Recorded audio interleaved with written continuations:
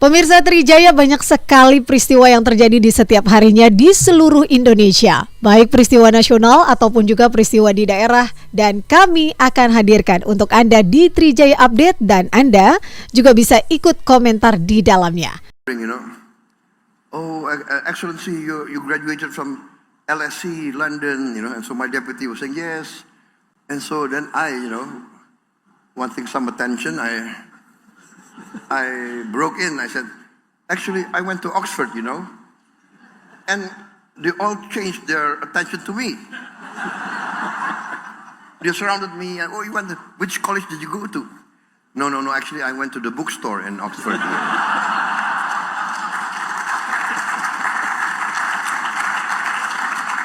But no, this works every time. It works every time. Just now, a few minutes ago, I think there was Ted Oisius, yeah? Ted was there with William, right? And apparently both of them were graduates of Harvard, right? So they were very proud of it, So they mentioned that, yeah, we are Harvard graduates, same class, 1984, right? He said. So, I didn't want to lose out, so I said, no, I also went to Harvard. So Ted comes, which college did you go to? I said, no, I went to the bookstore in Harvard. I got him, so it works every time. 68, I returned back to Indonesia.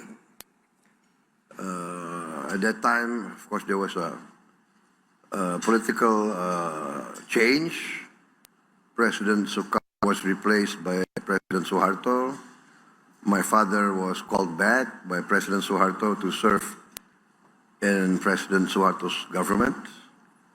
And I returned back to Indonesia in 1968. You also, by the way, the president has a sense of humor. Tell us about how you went to Harvard. No. I know that the Anglo-Saxon community, they're very impressed by Oxford, Cambridge, for those, the British, etc., Commonwealth people. Very impressed hearing the words Oxford and Cambridge. And for the American-oriented people, very impressed by Harvard, MIT, Princeton, Cornell. So I understood that. So one day I was in a reception. It was the Queen's birthday, I think. Queen's birthday in Jakarta, and I was there with my deputies. I was chairman of the party. He was the deputy chairman. He graduated from the London School of Economics. So in the reception, all the young British diplomats surrounded him and didn't address me at all, right? So why? Because I keep hearing, Excellency, you graduated from LSE London, and so my deputy was saying yes, and so then I, wanting some attention, I broke in. I said, actually, I went to Oxford, and they all changed their attention to me. They surrounded me, and, you went to, which college did you go to? No, actually, I went to the bookstore in Oxford.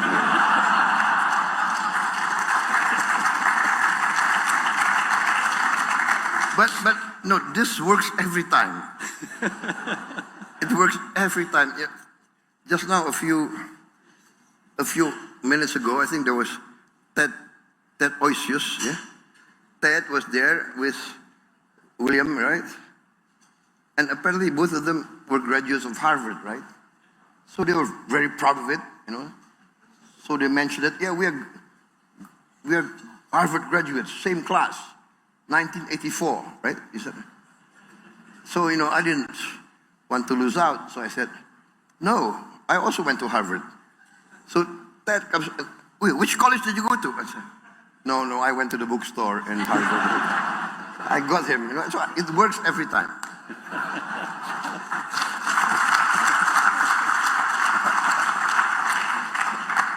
Well, you come from a very distinguished family.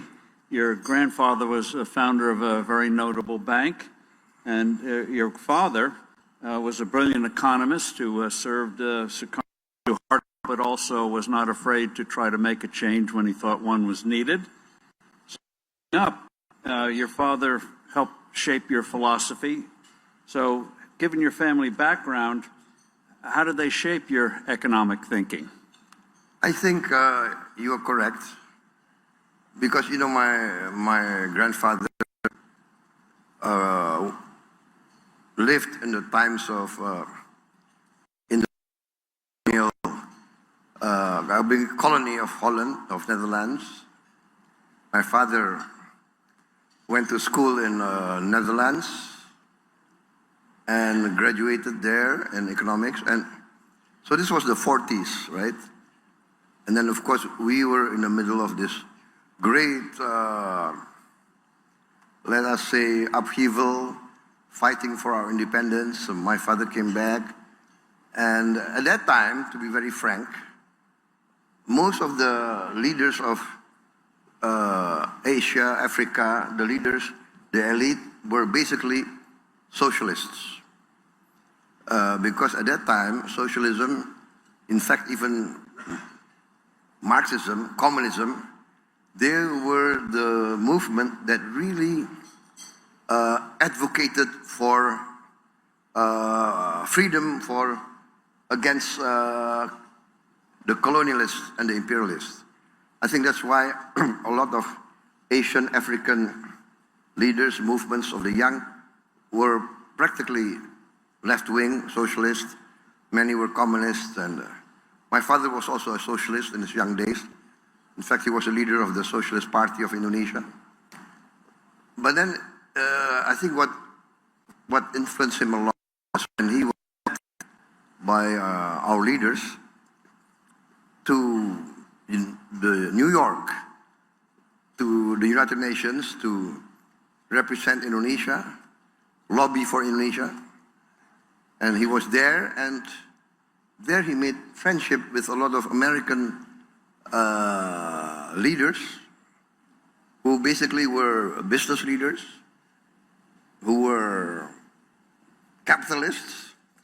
But many American capitalists in those days and leaders were also anti-imperialist and anti-colonialism. They were against all this colonial and imperialist movement, and America at that time was in the forefront of actually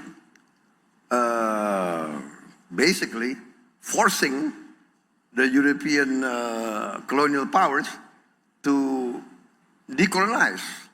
So I think that's my father got, and he was helped a lot by many American business leaders. He always talked of this Matthew Fox, I think.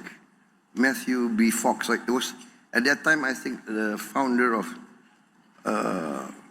20th Century Fox, I think, who became a good friend of my father and always helped the Indonesian.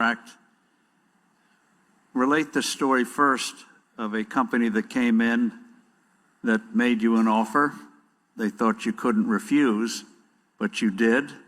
And then walk us through quickly the things you are doing now to combat corruption, not just prosecutions, but making sure you have the personnel properly salaried so there's no excuse for payoffs.